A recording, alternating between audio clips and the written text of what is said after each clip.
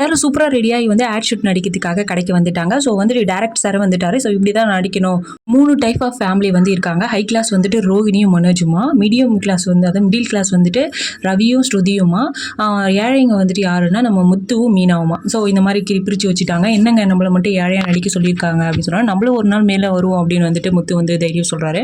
So வந்துட்டு எல்லாரும் நடிக்கிறதும் வந்து கட் இது நல்லா இல்லை, நல்லாவே இல்லை, நம்ம வந்துட்டு நடிக்கிறவங்களே கூப்பிட்டு வந்திருக்கலாம், சந்தோஷ் சார் தான் வந்துட்டு ரியலாக இருக்கணும்னு சொல்லிட்டு நம்ம உயிரை எடுக்கிறாங்க அப்படின்னு சொல்லிட்டு டைரக்டர் சார் வந்து திட்டிட்டு இருக்காரு. இன்னும் நானும் பார்த்துட்டு இருக்கேன், ஓவரா பேசிட்டு இருக்கீங்க அப்படின்னு சொல்லிட்டு முத்து வந்துட்டு ஓசியில் நடிக்க வந்தா நீங்க என்ன ஓவரா பேசிட்டு இருக்கீங்க, பேர் சொல்லிலாம் எங்க அப்பா கூப்பிடுறீங்க அப்படின்னு சொல்லிட்டு முத்து வந்து சண்டை போடும்போது, என்ன ஓசியில் நடிக்கிறோமா, ஆளுக்கு 25,000 ரூபா கொடுத்துருக்கேன், சந்தோஷ் சார் கொடுத்துருக்காரு அப்படின்னு சொன்ன உடனே எல்லாரும் செம்ம ஷாக்கு. ஸோ மனுஷ வீட்டில் நிற்க வச்சு எல்லாரும் வந்து குரு பார்க்குறாங்க. மனுஷுக்கு என்ன பண்ணுறதுனே தெரியல. ஏன்டா அதை எங்கள்கிட்ட சொல்லவே இல்லை அப்படின்னு கேட்கும்போது, நான் வந்துட்டு இந்த மாதிரி ஆட் ஷூட் முடிஞ்சதுக்கு அப்புறம் சொல்லலாம்னு இருந்தேன். யாருக்கிட்டடா போய் சொல்கிறேன் அப்படின்னு சொல்லிட்டு ரவி முத்து எல்லாத்தையும் சம்மடி மனோஜ் வந்துட்டு விஜயா தான் வந்து காப்பாற்றுறாங்க. நிறுத்துங்க அப்படின்னு சொல்கிறாங்க.